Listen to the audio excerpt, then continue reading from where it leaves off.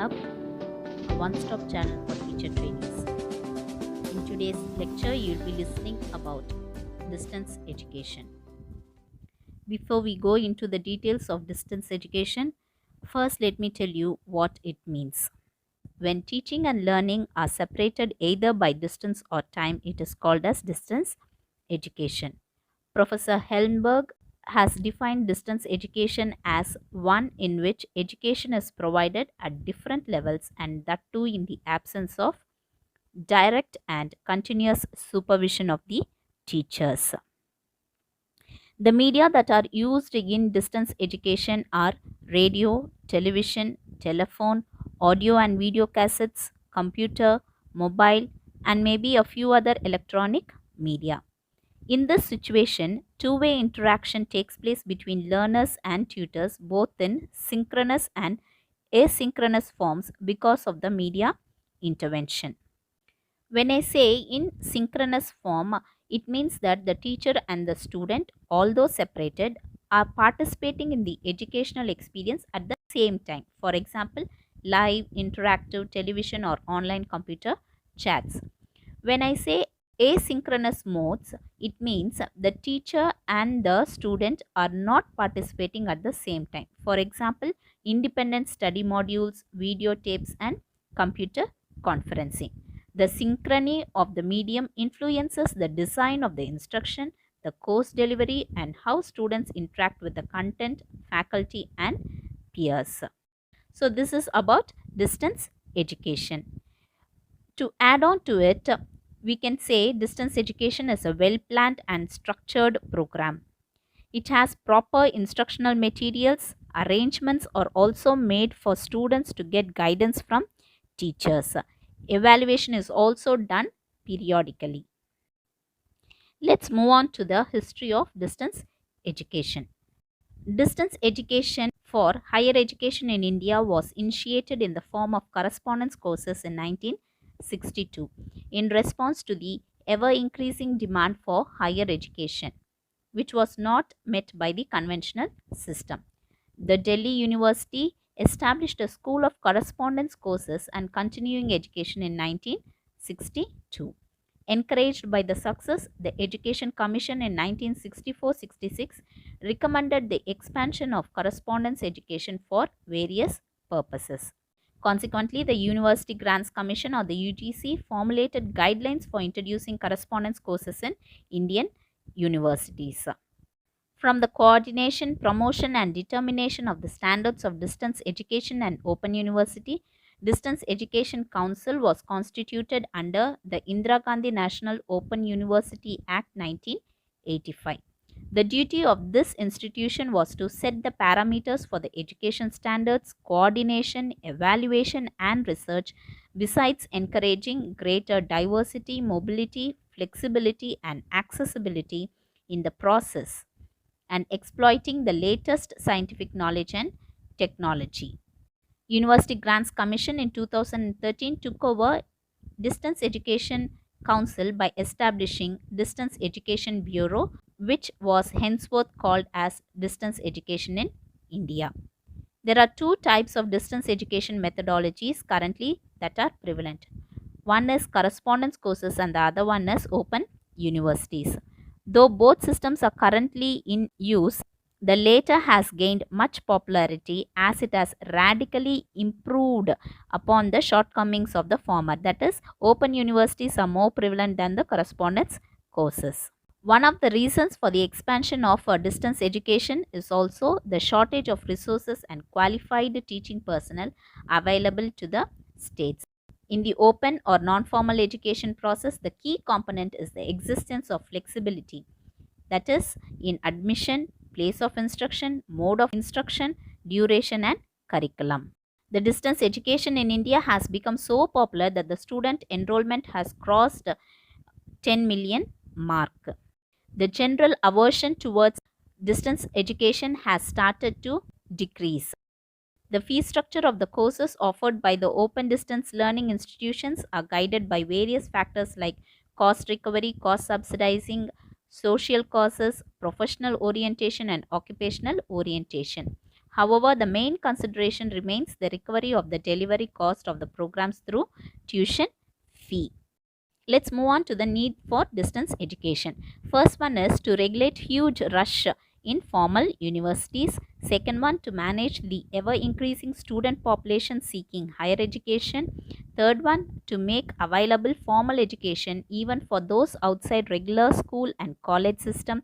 And fourth one is to provide education in various disciplines as a continuation of non-formal education programs. Now moving on to the different formats of distance education, we have radio broadcasts in addition to correspondence lessons, weekend contact classes, postal lessons with support of school system, and also as a continuation of adult education programs arranging for agricultural broadcasts. Next we'll see about elements in distance education. In distance education, the presence of teacher is not mandatory. Lessons prepared by a panel of teachers can be used at various centers by different teachers. Emphasis is on the individual study by learners. Importance is given to instructional materials. The slogan of distance education is learning while earning. Teachers and students meet in classroom only for some educational activities. And the next one is mass education could be provided through distance education mode. Students also get new educational opportunities. And the last one is various kind of media is employed as an alternative to teacher-student interaction. So these are all the elements of distance education. Next, we'll move on to the scope of distance education.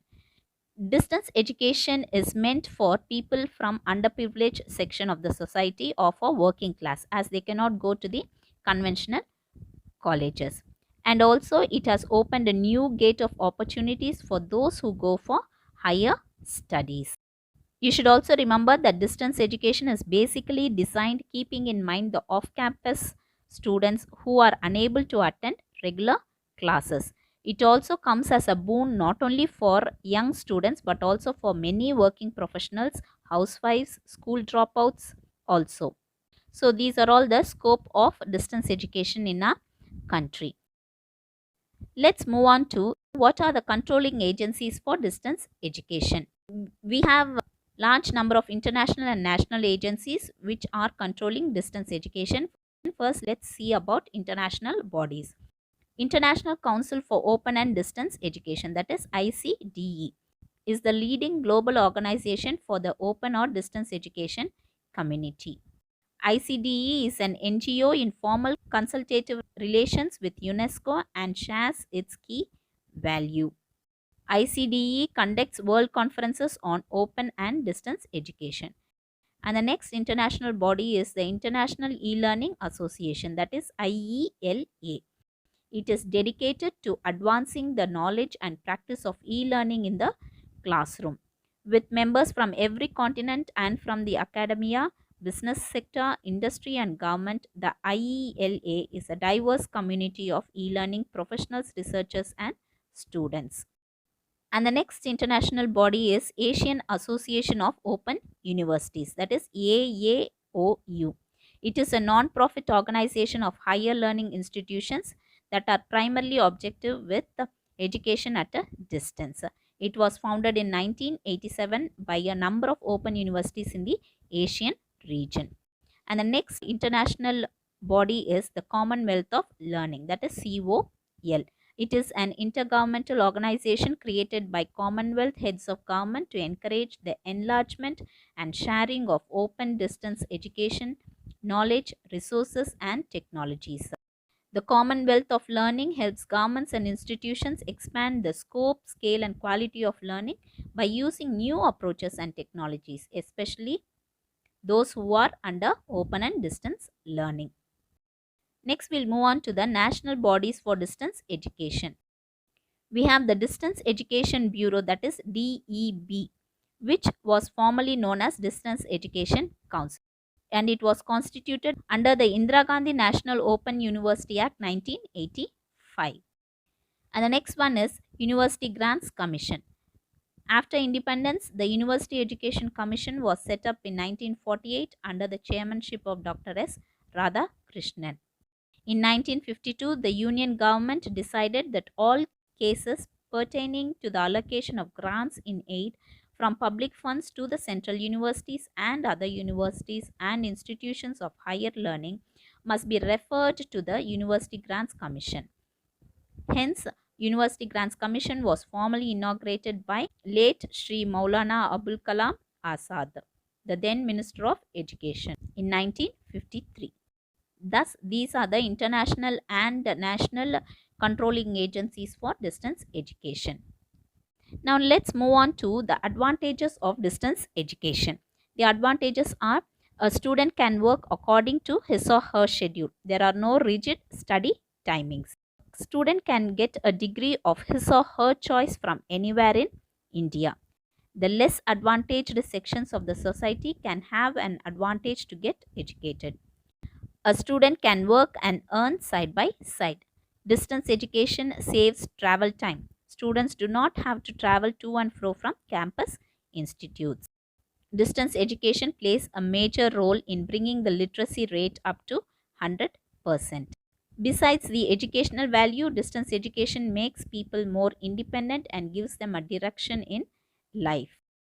It gives a lot of self motivation, and also the results are really impressive and a great idea for self improvement. Let's move on to the disadvantages of distance education. Full time courses always get an edge over distance education courses. Classroom teaching is more effective as compared to distance teaching. Students in distance education do not get the practice of verbal interaction, and hence they are unable to communicate with the professors and teachers on one-on-one basis. In distance education, a student cannot be assessed immediately. He has to wait for the feedback, which may take much time. For theory type courses like arts and commerce, it is very easy to study through distance education, whereas for science related courses, it will be very difficult to perform experiments, and provision of a lab will not be possible. Distance education may not be the ideal or the most obvious form of education. So, my dear students, now you must have known what distance education is, the need for distance education, the history behind distance education, the different formats of distance education, elements in distance education, scope of distance education, and the merits and demerits of distance education. Let us meet with yet another topic. Until then, take care.